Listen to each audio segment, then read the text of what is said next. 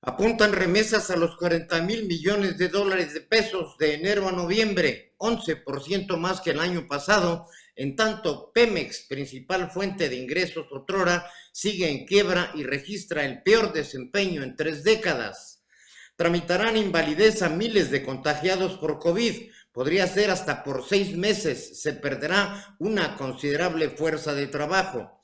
Renuncian en Canadá al jefe de despacho y 3 funcionarios más por haber viajado en tiempos de pandemia. En tanto, López-Gatell sigue firme y los trabajadores de la salud reclaman su proceder. Alemania aprueba las primeras restricciones de movilidad por la pandemia en zonas donde superen los 200 casos por cada 100,000 habitantes, y Gran Bretaña entra en cuarentena nacional hasta mediados de febrero. Aquí en México inicia lentamente la aplicación de la vacuna. No hay claridad en cuanto a tiempo y alcance. Cesan a un director médico que aprovechó vacunar a su familia indebidamente en la ciudad de Toluca. En Querétaro amplían el escenario C hasta el 18 de enero, es decir, una semana más, ante el incremento en la ocupación de camas hospitalarias, cuando llegamos a los 32,377 infectados y 2,150 defunciones. Por su parte, el municipio reitera que mantendrá la supervisión de las normas de prevención sanitaria, revisó más de 5,000 comercios y sanciona a 22 establecimientos. Llama a Mauricio Curi a la unidad y asegura que México saldrá fortalecido después de esta crisis. A 5 meses de las elecciones, el Instituto Electoral de Querétaro se declara listo para el proceso. Hay 33 candidaturas independientes y 4,000 registrados para el voto desde el extranjero. Hoy, la conversación con Valentina Márquez Miranda y la historia de la semana. Empezamos.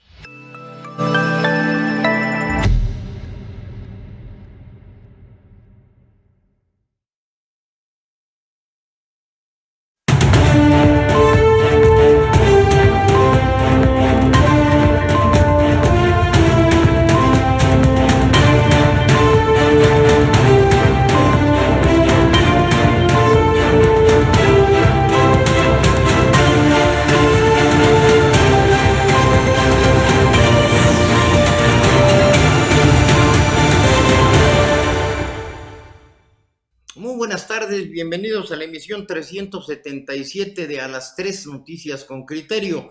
Los saluda su servidor y amigo Juan Álvaro Zaragoza Lomelí para darles a conocer las noticias más relevantes generadas hasta este momento. Aquí empieza usted a conocer el primer borrador de la historia. Hoy es santo de Eduardo, de Marcela y Marcelina y Genoveva. Muchas felicidades y un abrazo a nuestro amigo Eduardo Miranda Correa y a Eduardo Anaya Ayala, también a Marcelina Rodríguez y a quienes se llamen Genoveva, pues muchas felicidades, al igual que todos aquellos que están cumpliendo años, muchas felicidades, con la diaria recomendación de que no hagan reuniones tumultuarias, que no sean más de 6 personas, que guarden la debida distancia, que utilicen el cubrebocas, que usen el gel. Cuídese, por favor, estamos en el pico de la pandemia y más adelante le daré todos los detalles en la situación en que nos encontramos y la débil respuesta que se está teniendo en México en cuanto a la aplicación de las vacunas. Hoy estamos en la víspera de una de las grandes ilusiones que tiene la humanidad y en especial los niños, la cabalgata de los Reyes Magos. Este es un desfile de carrozas típico en las ciudades españolas, andorranas y en menos eco, en poblaciones checas, polacas y mexicanas, y en la localidad portuguesa de Moncao, en la que los Reyes Magos, Melchor, Gaspar y Baltasar, y sus pajes ayudantes lanzan caramelos y golosinas a los niños en la víspera de las fiestas de Epifanía. El primer rastro documentado sobre el origen de las cabalgatas del Día de los Reyes se remonta a 1866 en Alcoy, en Alicante. Las cabalgatas se celebran cada 5 de enero por la tarde y a esas horas sigue siendo la tradición antes de que los Reyes Magos dejen durante la noche los regalos en las casas. La esperada ilusión, el esperado día de los pequeñines que por haberse portado bien esperan su premio. Bien, vámonos con el video del día en esta crisis de pandemia que estamos atravesando.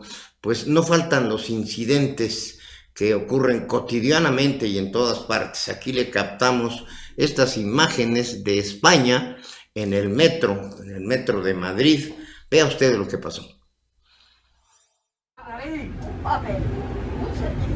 ¡Hola, de mierda! ¡Tápese la nariz! Déjame en paz, yo tengo mi mascarilla puesta. Tengo mi mascarilla puesta. ¡Que se tape la nariz! Tengo la mascarilla puesta. ¡Que se tape la nariz, coño! Racista, que se me quita. No, dale, yo tengo mi mascarilla desde que tengo mi mascarilla puesta. Y a él me toca a mí. Como estamos... ¡Tápese la nariz, coño! No me da la gana. ¡Te gilipollas! ¡Me estás jodiendo a todos! Pero que llevo la mascarilla de que esté al pelo. ¡Se la puede poner en el coño! Hablando se me va. ¡Tápese la nariz, coño! Y él, gilipollas, hija de puta, pero sé que no se puede por ¿Qué hijo de puta? No te pases, no te pases. Usted! Usted, hermano, ¡Tápese la nariz, cerda! Cerda a tu madre, que estoy harta ya de tanto Tu insulto. puta madre. Estoy harta de tanto insulto. Usted a mí no me parió ni me Puta mantiene madre. tampoco.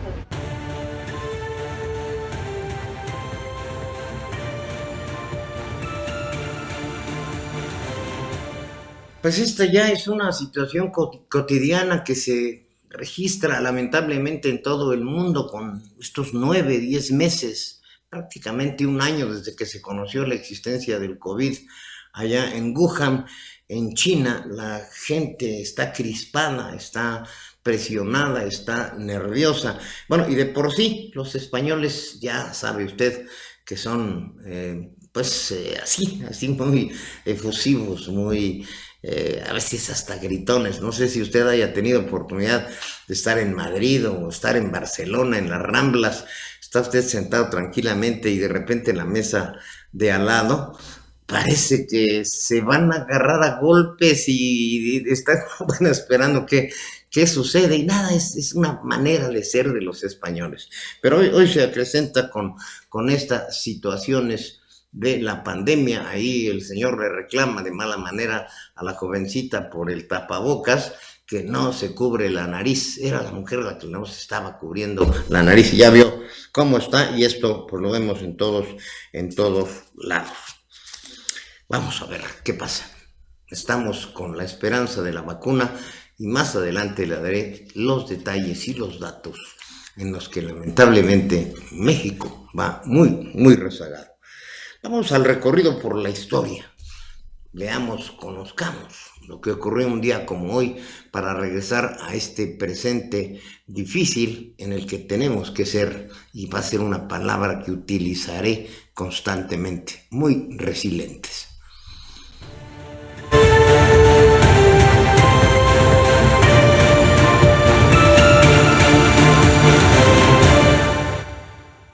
En un día como hoy, pero de 1822, se anexan espontáneamente a México las provincias de Guatemala, Honduras y Nicaragua. En 1914, en los Estados Unidos, la Ford Motor Company anuncia el horario de 8 horas laborales y el salario mínimo de $5 diarios a cada trabajador. En 1940, en los Estados Unidos, la Comisión Federal de Comunicaciones demuestra por primera vez la radiodifusión por FM. En 1997, los rusos anuncian su despliegue de Chechenia. En el 2009, se realiza en el Parque de Atracciones Tibidabo, en Barcelona, España, el último viaje en la antigua montaña rusa construida en 1961, que después de su desmantelación será sustituida por la nueva Muntanay rusa. Estas fueron las efemérides del día. Gracias.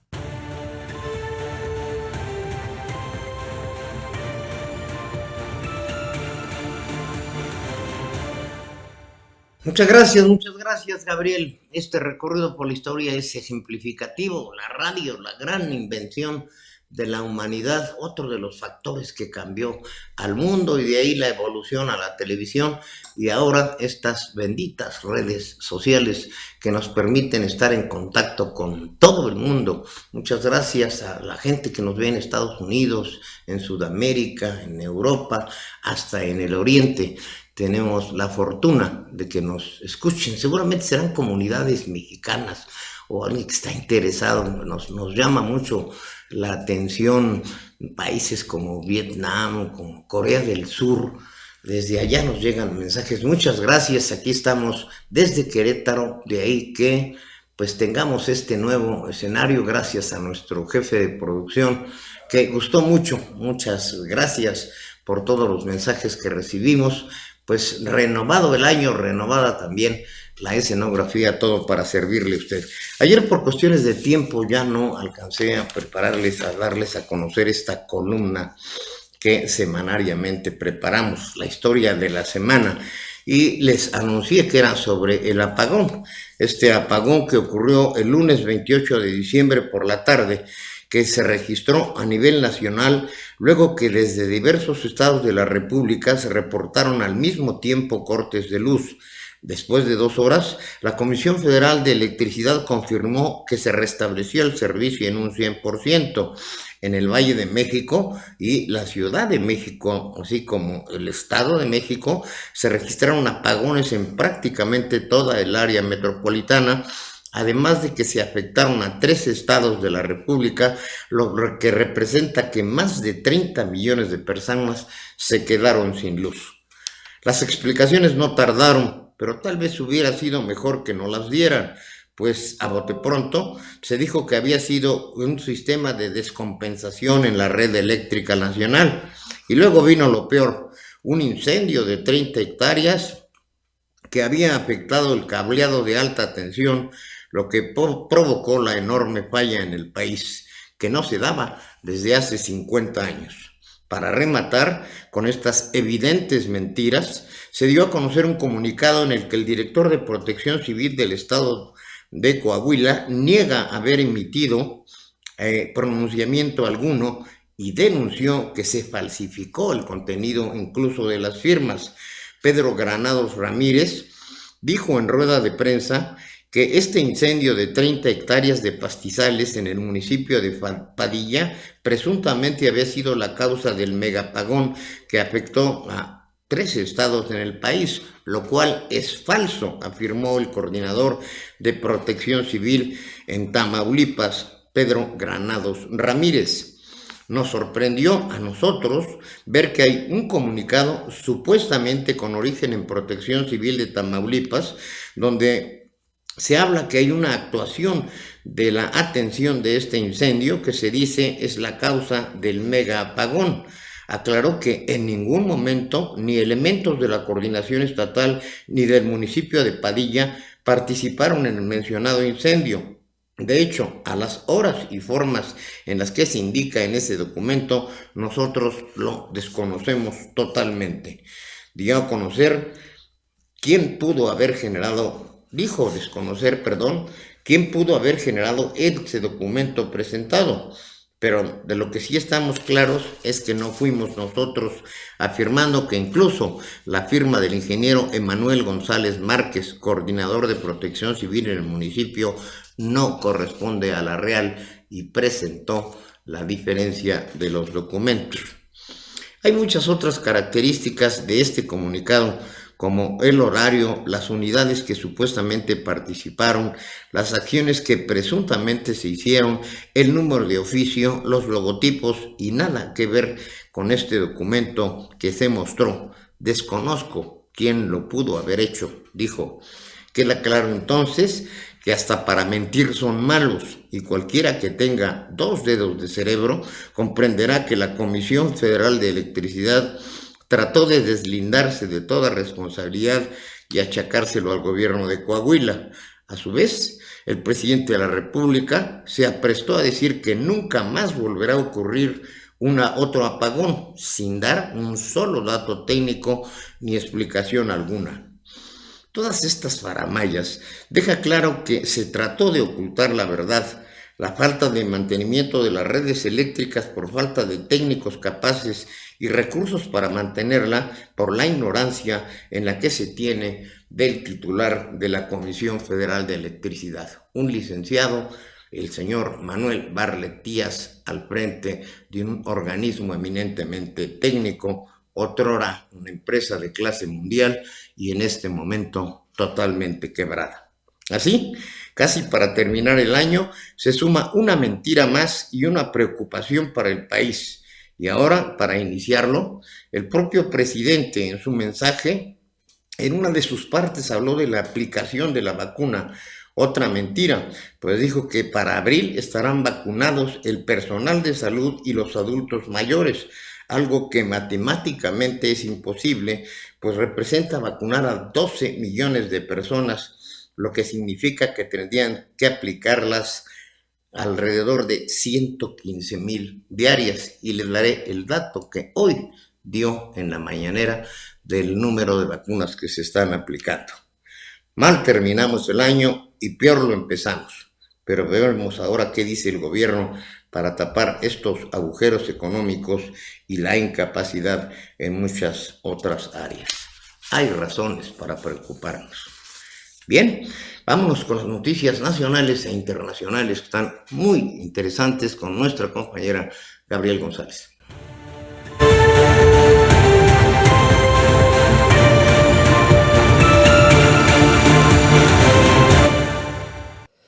En la información internacional, funcionarios de Canadá renuncian por haber viajado en confinamiento.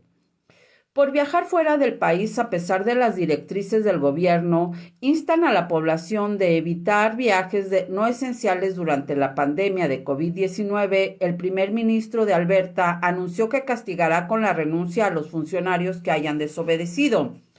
Jason Kenney, primer ministro de Canadá, pidió la renuncia de su jefe de despacho y la de su primer ministro de Asuntos Municipales y de otros miembros del Partido Conservador por haber realizado viajes al extranjero. Aunque la semana pasada anunció que no iba a castigar a los funcionarios de su gobierno, luego de enterarse de que varias personas habían viajado al extranjero, estos viajes de políticos se han convertido en un tema importante en Canadá. En otra información, Cuarteto Árabe retoma relaciones con Qatar tras 3 años y medio de bloqueo. Arabia Saudí, Emiratos Árabes Unidos, Bahrein y Egipto retoman por completo desde hoy las relaciones con Qatar después de 3 años y medio de ruptura y bloqueo por acusarle de patrocinar el terrorismo por su supuesto acercamiento a Irán, enemigo de la región. Lo que ocurrió hoy es un fin completo de las disputas y la recuperación completa de las relaciones diplomáticas, lo que se aplicará a todos los países miembros y también a Egipto, y será una base fuerte e importante para el futuro de la región y su estabilidad, afirmó el ministro de Exteriores saudí Faisal bin Farhan en la rueda de prensa final de la cumbre del Consejo de Cooperación del Golfo. En otra información, Alemania aprueba las primeras restricciones al movimiento de la pandemia. Alemania acordó este martes sus primeras restricciones a la movilidad de la pandemia y limitará el movimiento a un radio de 15 kilómetros del domicilio en las áreas donde se superan los 200 casos por cada 100,000 habitantes en 7 días.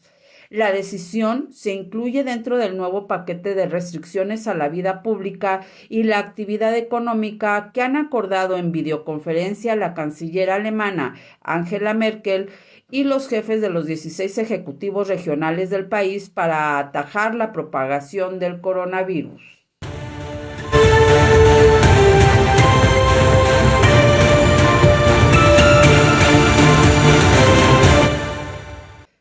Esta es la información nacional. Apuntan remesas a 40,000 millones de dólares en 2020. Las remesas que entraron al país entre enero y noviembre de 2020 fueron por 36,946 millones de dólares, monto histórico que resultó en un incremento del 10.9% respecto al mismo periodo del 2019. Pese a la crisis económica mundial por el COVID, fue un dato relevante. Los connacionales enviaron solo en noviembre 15.6% más, es decir, 3.381 millones de dólares contra los 2.925 millones de igual mes del 2019, según datos de Banxico. En otra información, refinación de Pemex registra peor desempeño en 3 décadas. El volumen de proceso de crudo en las 6 refinerías de petróleos mexicanos se perfila para cerrar el 2020 en su peor nivel desde hace 3 décadas, ya que a noviembre promedio un volumen de 548.480 barriles por día, mientras que la producción en los yacimientos que opera la estatal podría estar en su segundo nivel más bajo en el mismo lapso, ligeramente por encima del 2019. Puesto que a noviembre promedió 1.705 millones de barriles, aún así ambos indicadores se quedarán por debajo de las proyecciones menos ambiciosas que tuvo la empresa a lo largo del año. Y es que en el promedio de los primeros 11 meses, la subsidiaria Exploración y Producción de Pemex reporta un promedio de 1.705 millones de barriles diarios de petróleos extraídos de subsuelo.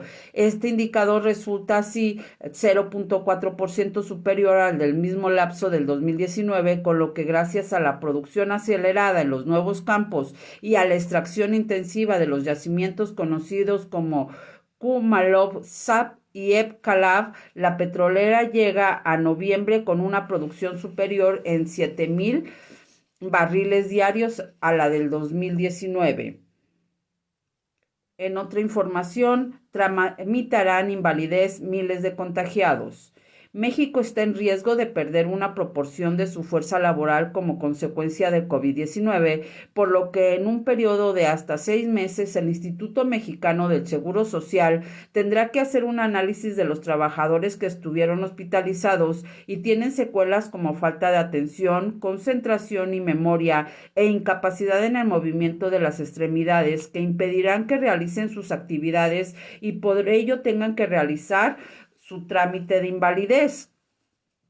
El 80% de los pacientes hospitalizados, aunque no hayan sido intubados, tienen riesgo de este tipo de complicaciones, dice Clara Lilia Varela Tapia, especialista en rehabilitación de la Unidad de Medicina Física y Rehabilitación Zona Norte del IMSS. Informa para Noticieros QNTV y Express Metropolitano, Gabriel González.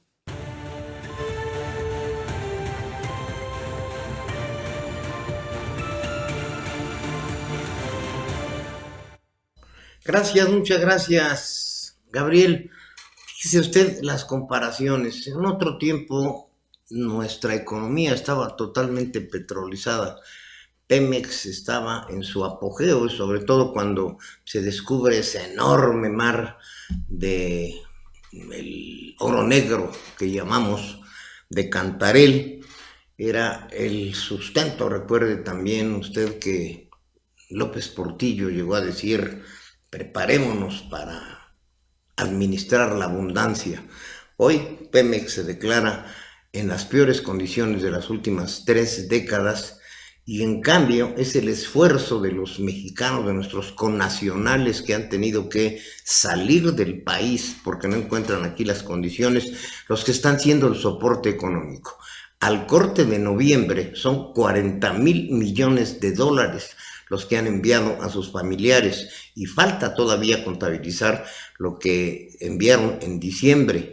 Si no fuera por eso, quién sabe cómo estaríamos en muchas de las familias en todas las zonas, no solo en las zonas agrícolas, en el campo. En estos días tuve la oportunidad de salir hacia el norte del estado y viajar incluso hasta el vecino estado de Xilitla.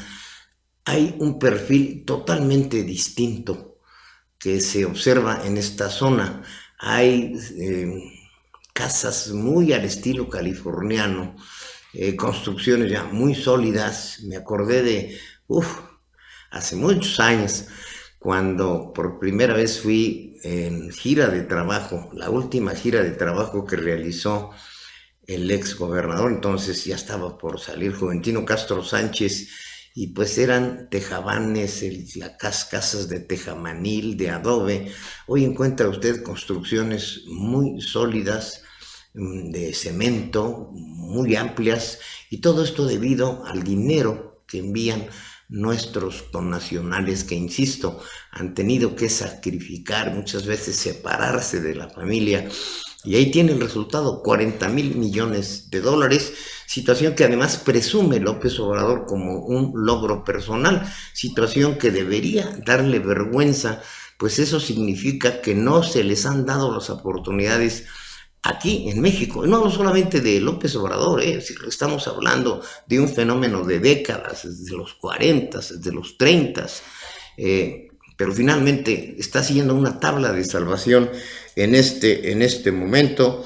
Y en contraste, lo que sí podemos achacar a esta administración es las terribles condiciones en las que se encuentra Pemex, con un señor agrónomo dirigiendo a Petróleos Mexicanos, que está en quiebra, e incluso ya con este riesgo de la baja en la calificación.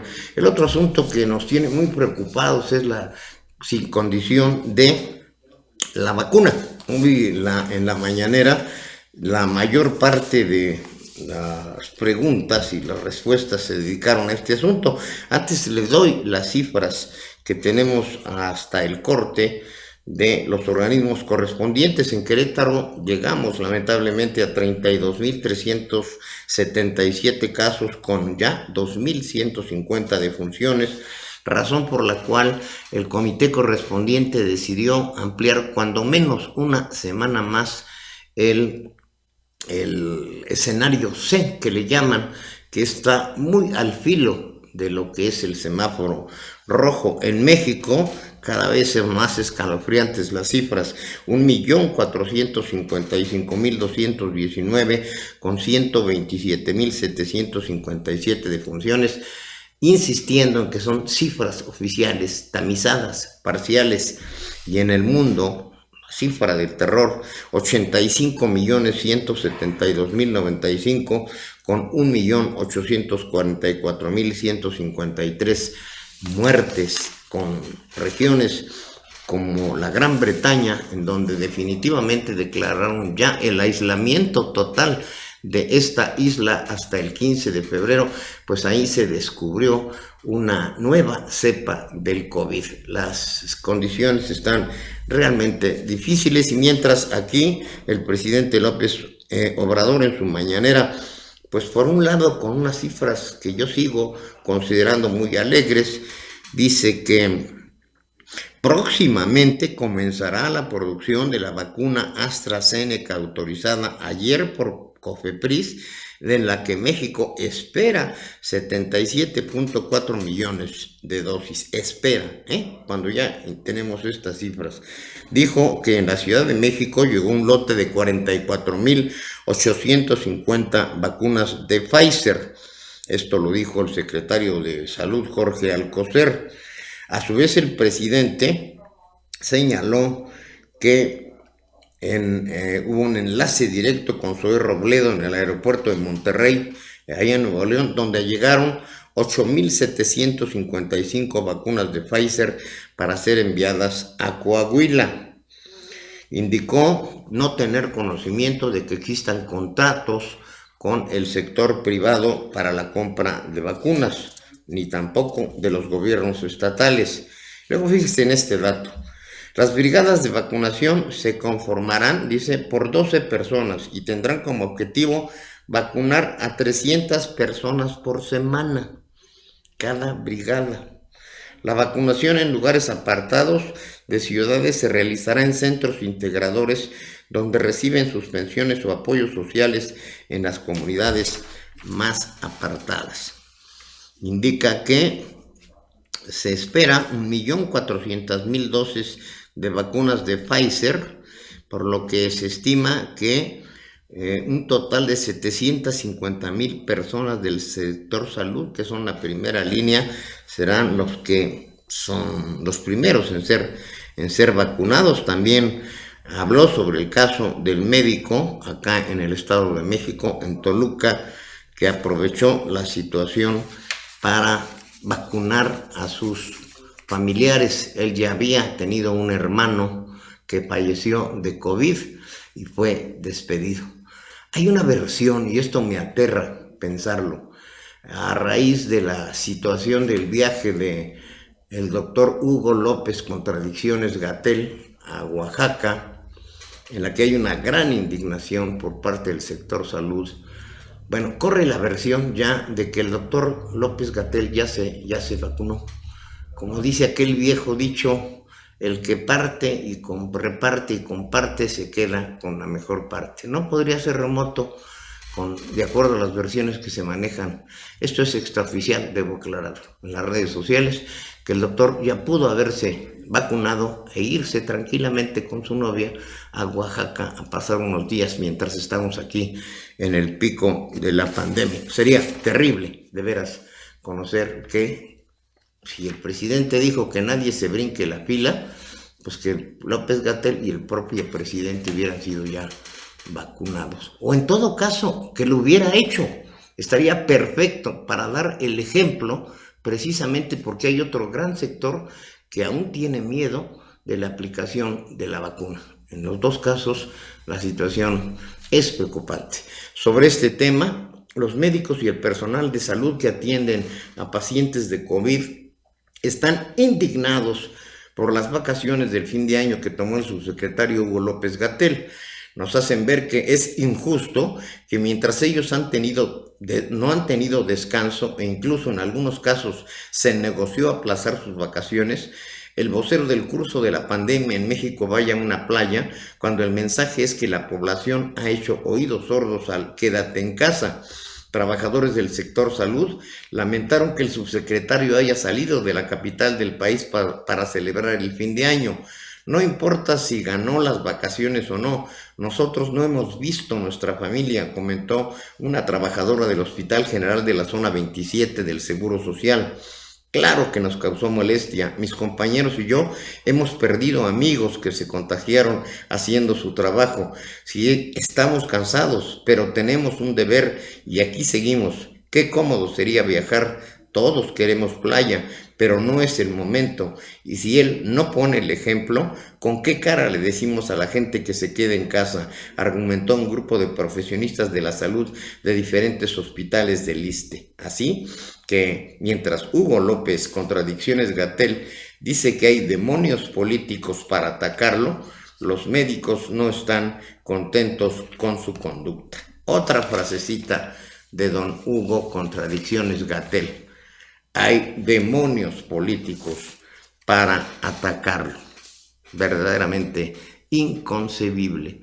O que se vaya de vacaciones, pero que sean permanentes y que pongan a alguien que realmente sí sea un científico y sí establezca una estrategia, no solo para atender la pandemia y contenerla, sino para crear la logística de la aplicación de la vacuna, que será fundamental, porque con las cifras tan contradictorias, con la poca cantidad, imagínense, Israel ya vacunó a 1 millón de personas, aquí no hemos llegado ni a 40,000, tardaríamos años en inocular a toda la población bajo este sistema.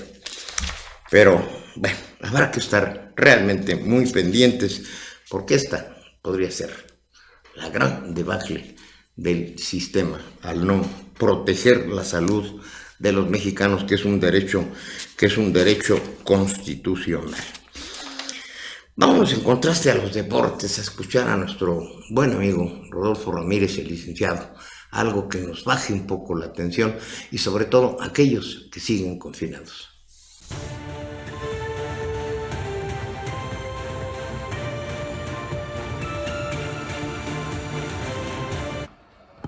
Muchas gracias. ¿Qué tal, amigas, amigos? ¿Cómo están? Deportivo Día, como es costumbre. Y tenemos la información más importante al momento.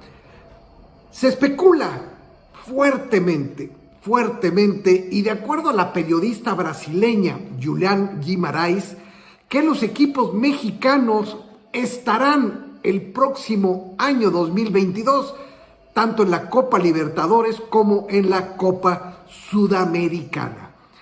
Esta periodista brasileña, Guimarães, menciona que el anuncio oficial se haría el mes de mayo de este año, ahora que, toda la confederación, la CONMEBOL, está haciendo el análisis de la información, conveniencias, etcétera, pero que hay muy buenas perspectivas para que regresen los equipos mexicanos a estas competencias.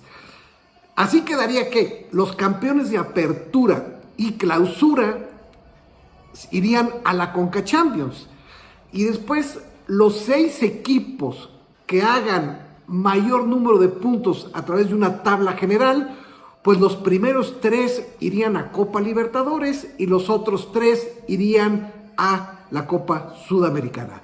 Sin duda sería un estímulo muy importante para los equipos que no logren ser campeones, porque pueden ir a 2 torneos muy importantes en el fútbol, pues de la CONMEBOL, en el fútbol mundial, Copa Libertadores, que es, el torneo más antiguo que hay en la historia del fútbol. No tienen derecho a ir al Mundial de Clubes, pero sí poder participar, donde los equipos mexicanos han tenido muy buena respuesta, muy buena aceptación y sobre todo también muy buenos resultados. Esperemos a mayo y a ver si se hace realidad esto. Y en la Liga Premier, allá en Inglaterra, se reportan 40 casos positivos de COVID entre jugadores, cuerpo técnico y el personal en general, ¿sí? Esto, ha ahora sí endurecido más las medidas en la Liga Premier, no se diga en el Reino Unido, y afortunadamente, pues lo que dicen es que este fin de semana no habrá actividad de fútbol, reiniciarán precisamente de hoy en 8, esperando que, puedan controlar más estos contagios, que ha sido el más alto en el 2020-21, ahora hablando de Liga Premier. Igualmente se dio a conocer ya las ternas arbitrales o los árbitros que estarán en el Mundial de Clubes allá en Qatar, que iniciará el próximo 1 de febrero. No hay ningún árbitro mexicano, pero sí destacar muchísimo que hay 3 árbitras, una de ellas, una brasileña de nombre Edina Alves Batista, quien va a dirigir por lo menos un partido, y estará auxiliada por las bandas por una asistente igualmente brasileña y otra asistente argentina. De verdad que esto es muy buenas noticias para el arbitraje en general, no se diga para el arbitraje femenil. Tendrán una oportunidad y será la primera vez en el Mundial de Clubes, ¿sí? Sí han sido protagonistas en Mundial Sub-17, etcétera, pero el Mundial de Clubes será la primera ocasión en que haya mujer dirigiendo y auxiliada en las bandas. Bien en buena hora, ¿no? E igualmente también la NFL ya dio a conocer cuáles son los primeros 18 equipos que estarán eligiendo en la primera ronda del draft que se llevará a cabo este mismo año, ¿no? Pues obviamente, sin duda, el primer pick, como le llaman, será Jaguares de Jacksonville. Posteriormente estará los Jets de Nueva York, Delfines de Miami, Atlanta y Cincinnati. Por ahí siguen todos los demás equipos que buscarán reforzarse. Puede haber negociaciones, cambios de, pues ahora sí, de el orden de, no sé, algún equipo negocia y tomará el número 1 y dará más elecciones colegiales, no lo sé, pero lo que es un hecho que los últimos 3 lugares estará Green Bay, Buffalo y Kansas City, pues obviamente por tener los mejores récords de ganados y perdidos. Vamos a ver cómo cambia esto. Faltan los playoffs, los partidos de comodines, puede haber un poquito de movimientos después del lugar 18.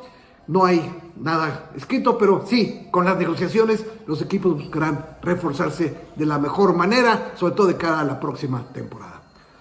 Amigas, amigos, esto es lo más importante que tenemos al momento en la información deportiva. Muchas gracias, regresamos.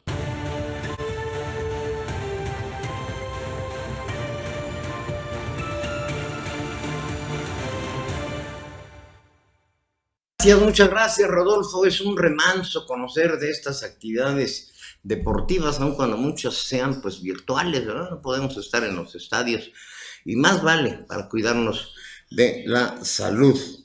Ya tenemos el enlace, como todos los martes, con nuestra compañera Valentina Márquez Miranda. Nos habla de mañana el Consejo Electoral de Estados Unidos, de acuerdo a su sistema, reconfirmará, eso creemos, el triunfo de Biden, y el día 20 tomará posesión. Nos habla Valentina sobre este tema. Adelante, Valentina, por favor.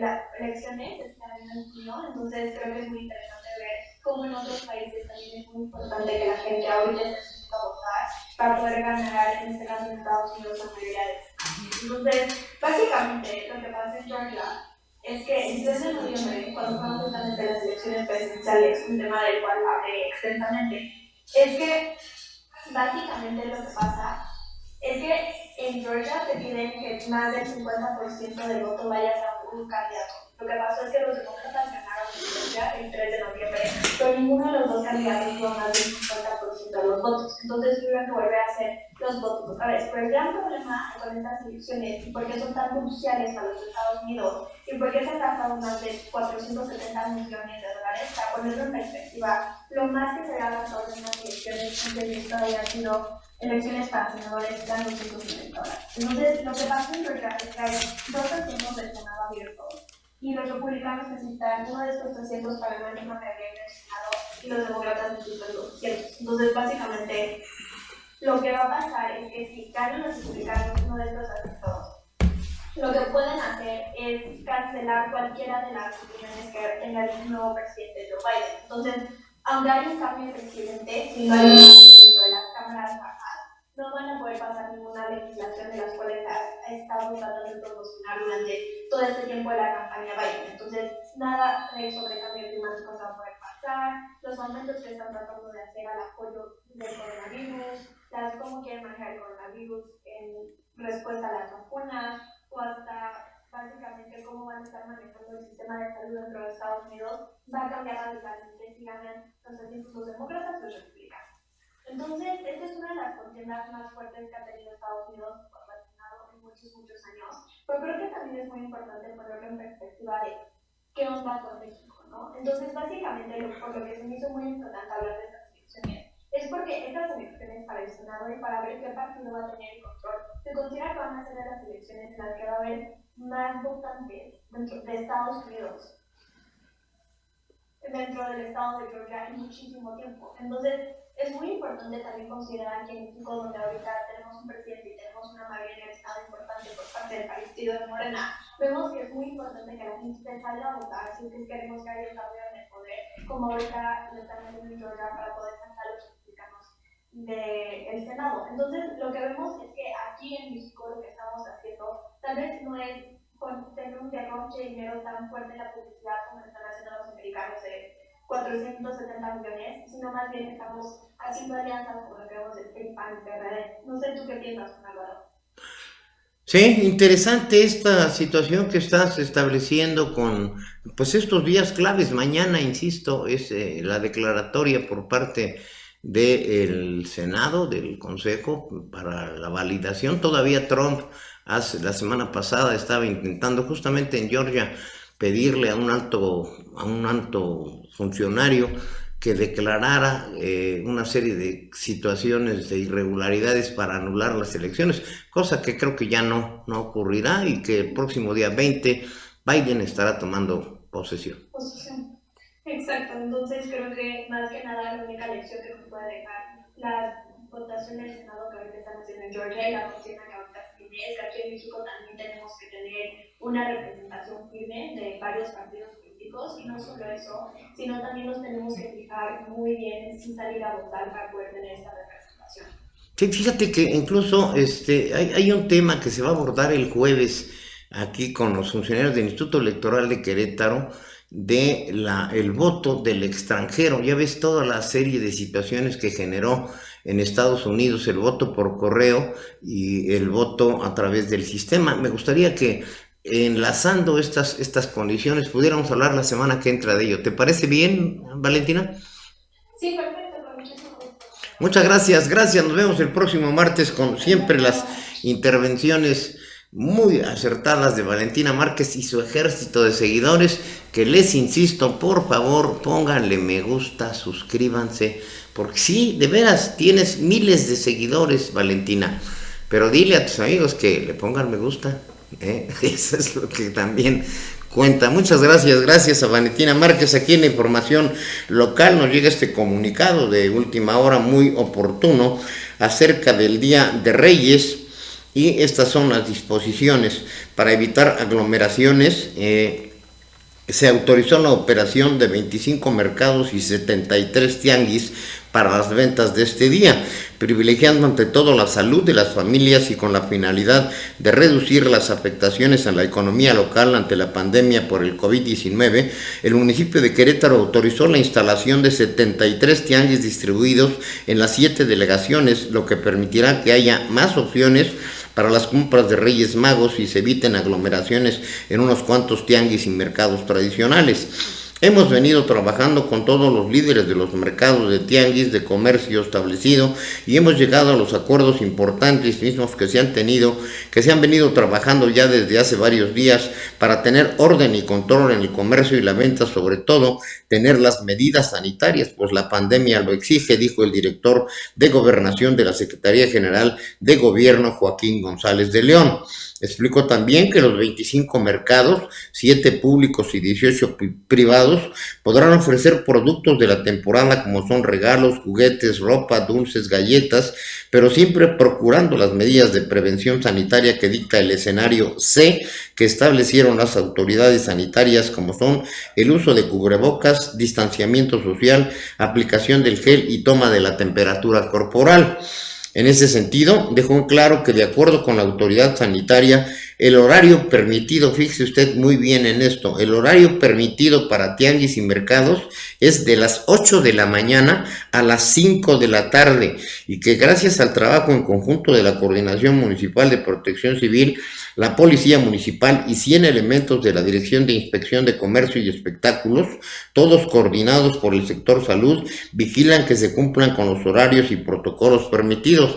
Así es que esta vez no se confíe como en otras ocasiones. A mí me tocó verlo cientos de veces que, pues, bueno, cientos, ¿no? ¿Verdad?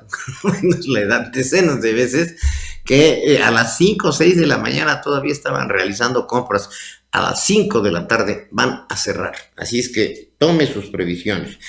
Finalmente, en cuanto a la información oficial, el director de Gobernación mencionó que la supervisión de establecimientos comerciales de giros diversos continuará de manera permanente hasta el 18 de enero para vigilar que se lleven a cabo los protocolos emitidos en el Comité Técnico de Salud y cuidar de lo más importante que tenemos, y estoy totalmente de acuerdo, que es la salud de todas y todos los queretanos. En otra información, le confirmo que una semana más estaremos bajo este escenario C debido al incremento que hay en la ocupación de camas. Durante la sesión del Comité Técnico de Salud se determinó que el Estado se mantendrá en el escenario C al menos hasta el lunes 18 de enero, con lo que continúan las regulaciones de actividades y aforos vigilantes desde el pasado 21 de diciembre. Tras revisar los datos sobre el comportamiento de la enfermedad registrados durante los últimos días, los expertos de salud acordaron mantener las medidas que restringen la movilidad en el estado ante el incremento que se ha registrado en la ocupación hospitalaria, lo que aumenta el riesgo de no encontrar espacios para recibir atención hospitalaria, dificultades para hallar oxígeno o conseguir el equipo necesario para utilizar los tanques debido a la alta demanda sobre estos insumos. La verdad, tome usted conciencia, la situación es crítica, cada vez es mayor el número de personas infectadas y a estas alturas no se genera la suficiente conciencia, sigue habiendo fiestas, siguen sin respetarse las medidas sanitarias y el cubrebocas. Por cierto, al final del noticiero le voy a dar para su anecdotario lo que le ocurrió a un insigne diputado que ya le daré su nombre, que se fue a Venezuela. ya sabe de quién le voy a hablar. Bueno, aquí en cuanto a las medidas, se aprobó un esquema de trabajo a distancia dentro de la administración estatal para reducir la movilidad del personal que labora en las distintas dependencias de gobierno. Como parte de las acciones que buscan reducir la movilidad, se sugiere que las empresas que operan con 3 turnos consideren la suspensión o flexibilización de las labores nocturnas, dando prioridad al uso de transporte privado para el personal. Al mismo tiempo, se solicitó la colaboración de los gobiernos municipales para poner a disposición de los ciudadanos diversos mecanismos que faciliten la realización de trámites por medios digitales. Los integrantes del Comité Técnico de Salud reiteraron el llamado para que la población refuerce las medidas preventivas para evitar cualquier salida innecesaria y elevar su nivel de alerta y de conciencia a su máximo posible. En particular, pidieron a la población asumir el compromiso de dar por terminadas de manera voluntaria las reuniones y los encuentros, pues solo de esa forma se evitará imponer el confinamiento que provoque más daños a la economía y de los queretanos y que compliquen aún más este inicio de año. Y de veras que estamos muy cerca de poder regresar al confinamiento con todos sus negativos efectos. El comité técnico realizará una nueva evaluación antes del 18 de enero para revisar el comportamiento de los indicadores, donde se decidirá si existen condiciones para transitar a un escenario B. Y si se mantienen las mismas condiciones, habrá que quedarse en el escenario C, o si es necesario endurecer las medidas para restringir la movilidad. Así que tome conciencia, la situación está difícil, estamos muy en el filo de regresar a lo que antes llamamos semáforo rojo y que tenga que regresarse al confinamiento. Por otro lado, hubo un pronunciamiento del senador y coordinador de la bancada del Partido de Acción Nacional, Mauricio Curi, quien señala que es necesario que haya mayor responsabilidad, certeza, así como buscar la unidad en estos tiempos. Hoy los ciudadanos cuentan con nosotros como oposición y opción. Estoy seguro de que al final muchos saldremos fortalecidos de esta crisis y la superaremos. Es momento de enfrentar y dar certeza. Seguiremos proponiendo, como lo hicimos anteriormente, una ley de emergencia económica y un seguro de desempleo para que se pueda salir adelante, señaló Curi González en conferencia conjunta con el presidente del partido, Marco Cortés Mendoza, y el coordinador de los diputados panistas, Juan Carlos Romero Hisk. El senador Curi reconoció que en el 2020 los retos fueron enormes, no solo por el tema de salud, sino también por la crisis económica, la pérdida de empleo y la lucha que se emprendió para defender la democracia, el federalismo y la libertad. En su ámbito, el municipio de Querétaro también está manteniendo una estrecha vigilancia para que se respeten las normas sanitarias. El municipio de Querétaro, a través de la Secretaría General de Gobierno, reforzó esta labor de supervisión. Se han realizado 1.350 revisiones, no, imagínense, 1.350 revisiones de comercio establecido y 4.700 revisiones de comercio en vía pública, acciones que han dado como resultado la sanción a 22 establecimientos fijos y 6 en vía pública. Evítese problemas, la verdad, respete estas disposiciones y tenga una gran conciencia del punto en el que nos encontramos, mientras que la vacuna, ya lo dijimos, está pues todavía muy, muy lejana. Ya le comenté las cantidades de las que está hablando Hugo López-Gatell y el presidente López Obrador, que las veo muy, pero muy lejanas. Vámonos rápidamente, que se nos acaba el tiempo con las tendencias. Una abuelita recibe cobija de Chayanne y su reacción se hace viral. Dicen que los sueños deben lograrse al costo que sea, o por lo menos intentar hacerlos realidad.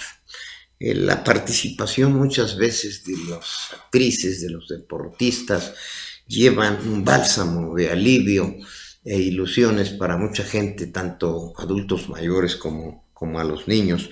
Esta abuelita recibió una cobija con la foto de Chayanne impresa y se convirtió en la sensación en las redes sociales por su reacción. La segunda reacción, de las que buscamos que sean muy positivas: un hombre invitó a 3 niños en situación de calle a comer y los trató como si fueran sus hijos. En redes se ha difundido la imagen de un buen hombre que mientras comía en el mercado de Puerto Escondido, Oaxaca, sí, por allá donde fue López-Gatell, pero él fue a una playa y, bueno, esa playa tiene ciertas características. En cuanto a este buen hombre, allá en Oaxaca, observó a 3 niños en situación precaria que andaban por el lugar y los invitó a comer. Además, tuvo la bondad de dejar sus alimentos y criar al más pequeño de los menores como si fuera su hijo para que disfrutara de la comida.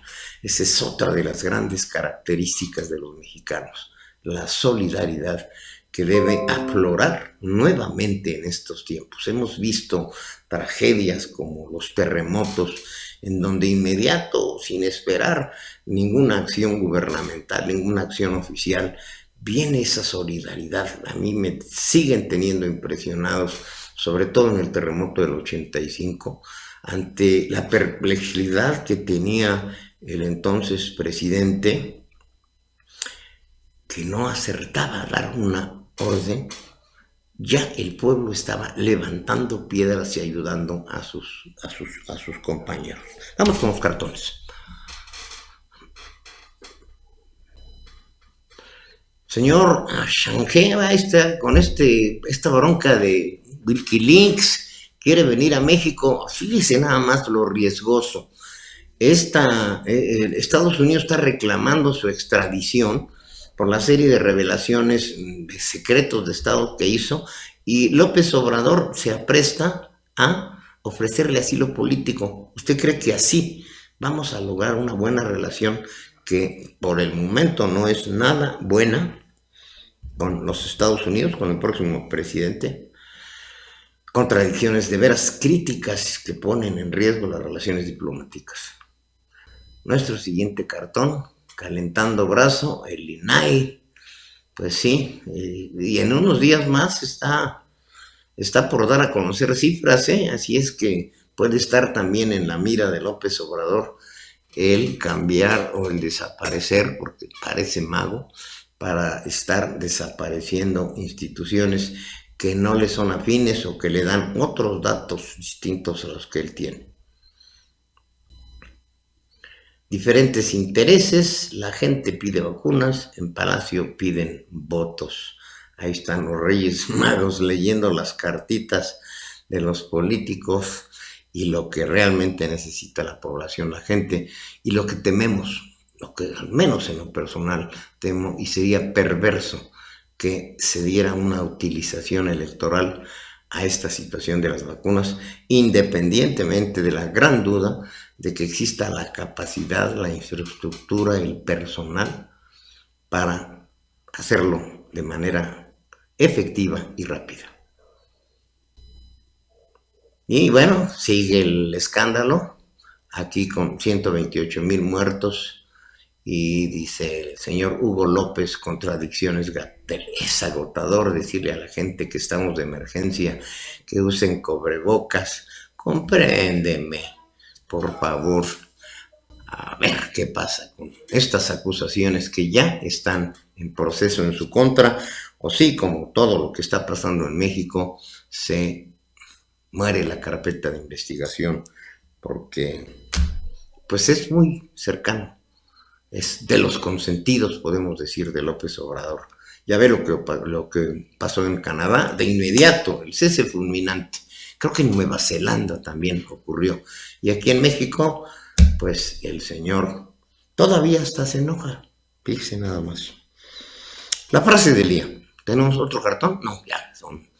Y este está muy bueno, la verdad es... Y crece la indignación, ya le di a conocer el número. Antes de darle el cartón del día, le doy este dato para su anecdotario. El señor candidato y ex aspirante a dirigir el Congreso, el señor Noroña, viajó a Sudamérica, a Venezuela específicamente, para apoyar el régimen de Nicolás Maduro, pero decidió quedarse en el hotel al conocer que el uso de cubrebocas era obligatorio en el recinto.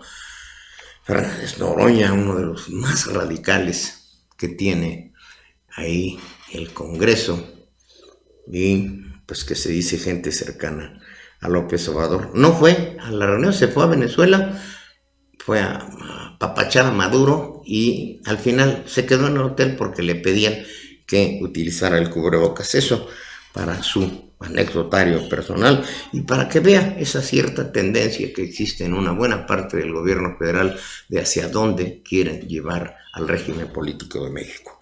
La frase del día: quien quiera que cultive la fantasía es el arte. En el arte está un poco loco. Su problema estriba en hacer interesantes locuras. Sí, todos tenemos algo de músico, poeta y loco. Así lo dicen, y conozco a alguien que hace cada locura que no vean. Así es, este es François Truffaut. No soy muy bueno para el francés, pero bueno, hacemos el intento. Yo lo dejo con el clima, con Anaí Barrón. Es importante estar con estos bruscos cambios y este invierno tan fuerte que tenemos que padecer. Por favor, cuídese mucho, porque luego si empieza con una gripita, aguas, Estaba platicando con un amigo y a los primeros síntomas, pues pensó que era COVID y le dio COVID. Por cierto, un saludo a Ricardo Alemán, este gran periodista, quien pues, atravesó el COVID, se pensaba ir de vacaciones y le dio COVID. Ya está de regreso, le recomiendo que lo lea. Vamos con Anaí Barrón. Yo le doy las gracias, le recuerdo que le ponga me gusta, se suscriba y si está comiendo, provecho.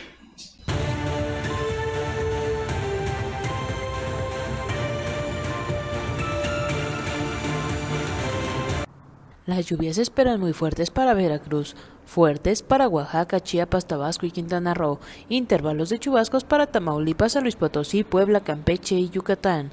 La temperatura máxima de 35 a 40 grados centígrados para Jalisco, Michoacán y Guerrero. En Querétaro, actualmente su temperatura es de los 24 grados centígrados con una máxima de 25, una mínima de 4, mayormente soleado.